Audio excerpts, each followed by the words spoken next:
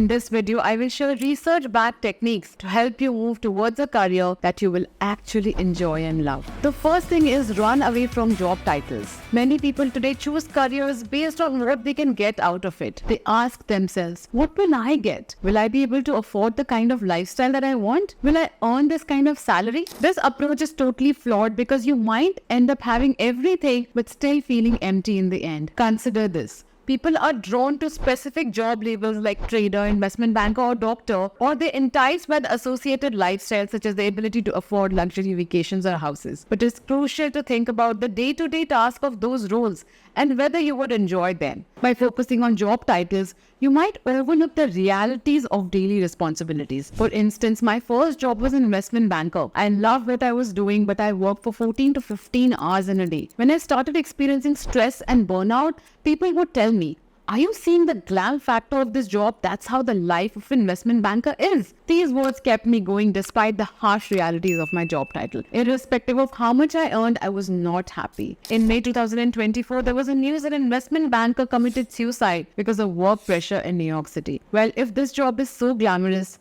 then why did such a thing happen? The second is develop your current skill set with daily commitments. Developing skills through daily commitments is crucial for career growth. Cal Newport, in So Good They Can't Ignore You, emphasizes focusing on skill development rather than just following your passion. He argues that a fulfilling career doesn't come easily or appear magically, but requires building career capital by developing valuable skills. For example, if you aspire to become a writer, set aside some time to write 2 pages of your book or an article. After completing this task, evaluate how you feel. Did you enjoy the process? Do you feel a sense of accomplishment or purpose? Did it motivate you to continue to write? If you want to become a chef, spend an afternoon cooking complex dish or experimenting with a recipe. If you want to become a fitness trainer, conduct a training session for a friend and design a workout plan. When I moved to the US in 2013, I pursued professional speaking by joining a community group where we practice and critique speeches. I also dedicated 30 minutes daily to writing and practicing my speeches. By investing time in developing skills that you're passionate about, you can build a fulfilling career that aligns with your strengths. The third is analyze to see what you're naturally good at. Norman Cousins, an American journalist and author, once said, "The tragedy of life is not death, but what we let die inside of us while we live." Understanding what you're naturally good at is crucial for career fulfillment. For example, when I was in school, I participated in a business plan competition and was selected to represent my college at the national level. Excelling among many students made me realize that I was naturally good at business research. This self-realization gave me a significant advantage. Because of that realization, today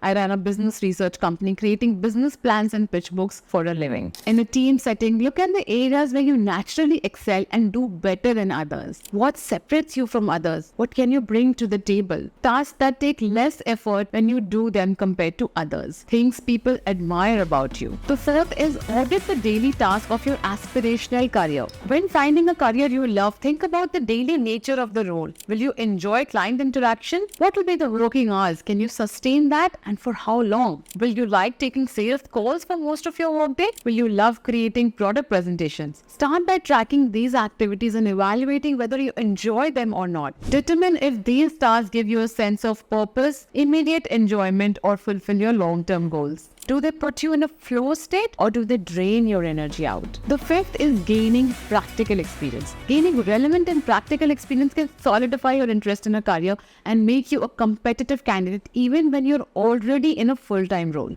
Here are some effective ways to build your experience. The first is internship. Internship offers hands-on experience, often leading to job offers, and allows you to explore various aspects of a profession. The second is volunteering. Volunteering can offer valuable experience, especially if you're transitioning into a new field. The third is freelancing. Freelancing builds experience and a portfolio, offering flexibility to explore diverse career paths. For example, I didn't start my research career out of thin air. I freelanced in the US for 6 years while having a full-time job, building my skills and clientele. This experience proved to me that this field could provide a full-time living So I dedicated to plunge into it. The sixth thing to do if you want to make a career that you love is ask yourself, can you be devoted to this career for the next 20 years? You're investing your life in your career. So if this life is precious, you must see what truly matters to you and pursue that. These decisions should concern you deeply. It doesn't matter if it pays you well or not. If your heart isn't something, you won't do your best. And if you don't do your best, great things won't happen to you and it won't pay you at the end. If you aren't absolutely devoted to what you are doing, you will never achieve anything significant. You may earn a living, but you will not do anything significant if you're not totally devoted to something. Visualize yourself 20 years down the line. Look back at your life. Will you be proud of your work or will you feel guilt? Will your choices give you a life that you enjoy or were you just trying to make a living?